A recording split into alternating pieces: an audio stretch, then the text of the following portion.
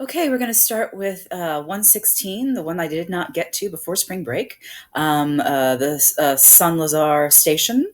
It's by Monet.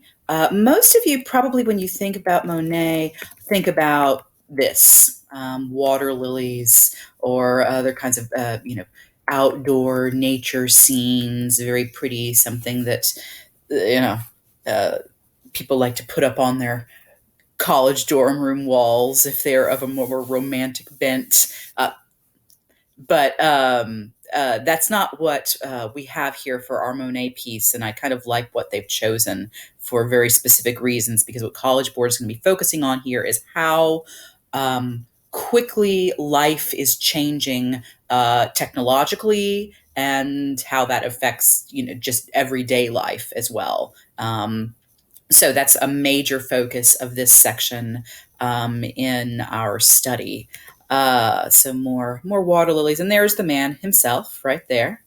There are actually videos that we can see of him painting, because we know that photography has been invented, and not too much longer after photography gets invented, we get some the possibility of filming. And so you can find short clips of him actually painting.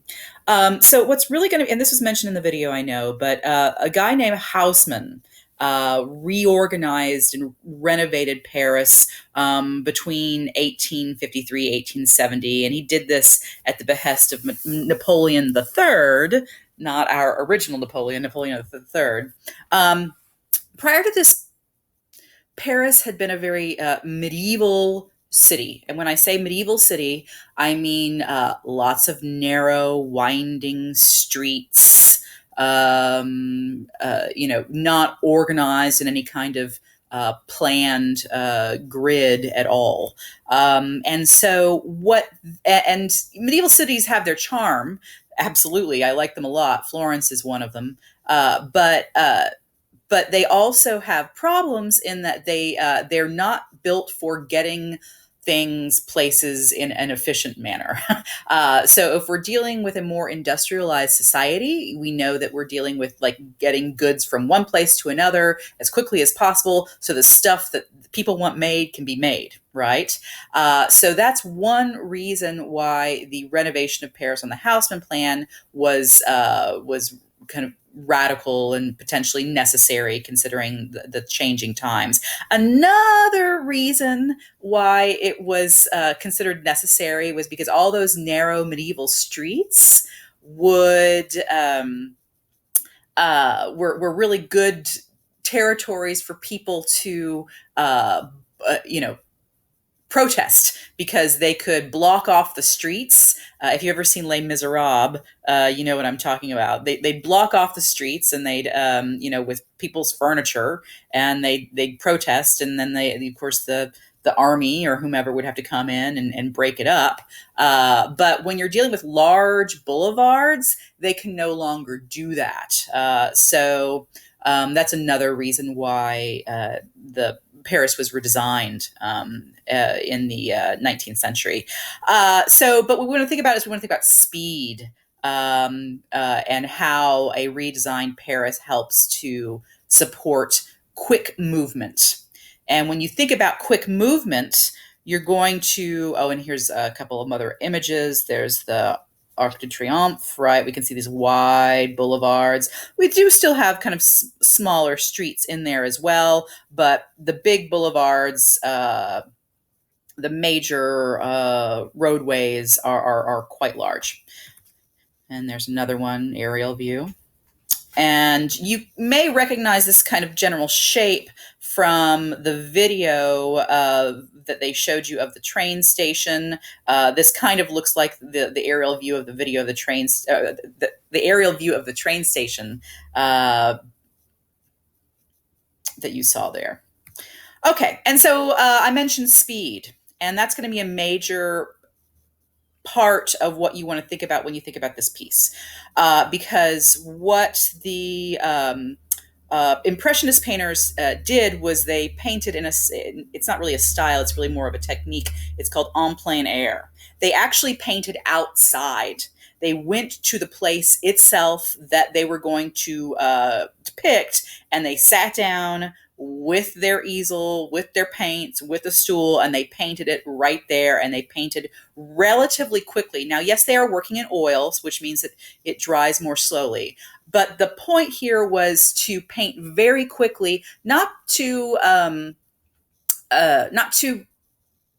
mimic the movement of industrialization necessarily, but in order to capture the light, because it is all about light. You can kind of see that it looks as though, even though we're dealing with steel and metal, and we're in a modern buildings, we're dealing with it looks as though it's almost dissolving, right? Impressionist painters were interested in the effects of light on surface, right? Another thing that you'll notice clearly here from is that it is not solid looking. It looks as if it could dissolve at any moment. That kind of dissolving aspect to it adds to the immediacy, the quickness of it, and it's also very textured. When you think back to, Renaissance painting or neoclassical painting, not so much romantic painting. And when I say romantic here, I'm thinking more in the lines of Turner. But when you think about that, you think about, the smooth surface that you can't, trying to basically erase the fact that it's paint to make it look entirely smooth, right? That is not what we get with romantic painters. Excuse me, with impressionist painters. With impressionist painters, you have a textured surface. They mentioned in the video kind of abstract or painterly, but what I want to also emphasize is that results in a visible texture of paint, i.e., it's kind of bumpy on the surface. It's not as bumpy as it will be when we get to Van Gogh, but you can see that there is a dimension to the paint because the paint can build up. It's oil paint. So we want to remember that. So one of the things that I'm going to ask you to do in your response here is I'm going to ask you to describe the composition. And what I would really like you to do is not just rely on all the words that you were given, that I just said, or that the Khan Academy video said, but I really want you to focus on using your adjectives in description, because I'm fairly certain the College Board is really going to focus on that skill. Impressionism was originally an insult because it means, something that's very quick and fleeting, and like an impression, which means that it lacks solidity or sureness. So initially it was an insult, but they took it and they ran with it. This is kind of, remember that this vein of saying, poo-poo to the establishment begins with the romantic painters, and the impressionists continue on with that. So we're focused on a subjective experience of the moment. We're not attempting to be objective. We have photography now. We don't need to be objective. All we need is painting needs to take a new place. Because if you want something that looks exactly like something else, you can get a photographer to take the picture, right?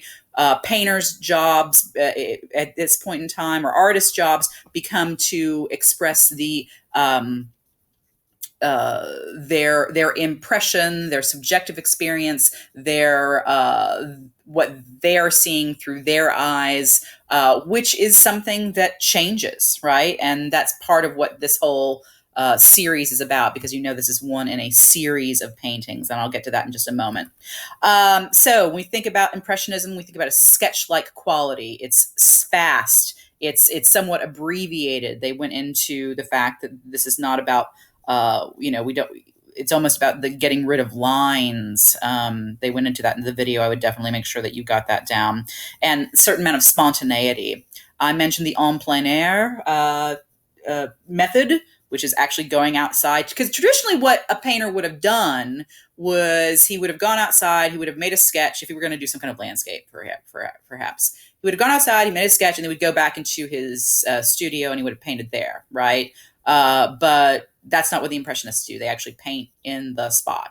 And Monet had to get permission to go to the train station and sit there and paint. I've already mentioned Industrial Revolution and Speed. The Khan Academy video talked about the fact that he had frequently taken the train into Paris. And you want to think about what it looks like when you're on a train, or maybe, in a car and looking out the window. You don't get and going really fast, right? If you're looking at something close, not far away, but if you're looking at something close, everything kind of blurs and goes by very quickly. You don't get a solid view of anything. And I think that might affect what we're seeing here. And I don't know what that says, so I'll have to figure out what that says and come back to it later. Wait, here, there we go. Oh, yes, humans.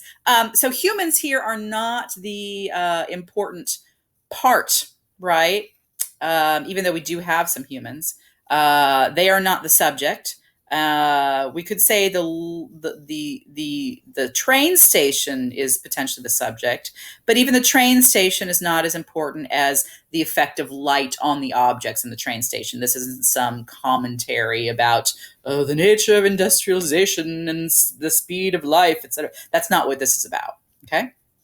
All right, here's another one in the same series, slightly different angle, but you can tell it's the same spot.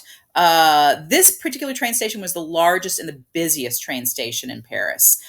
He had rented, the Khan Academy video mentioned that he had lived in the suburbs, but actually at this point he had rented an apartment nearby. There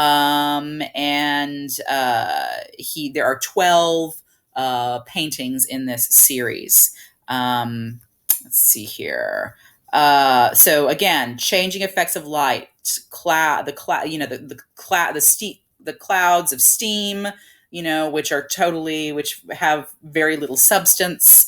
The fact that this is the same subject from a variety of different viewpoints, that idea is going to come up later with Cubism, as well as with Cezanne, but we'll get into that later.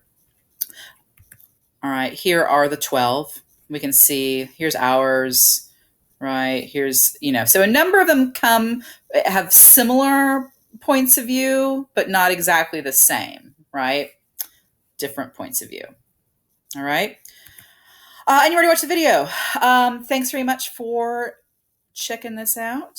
I think we're ready to go. Don't know how to stop this. Here we go.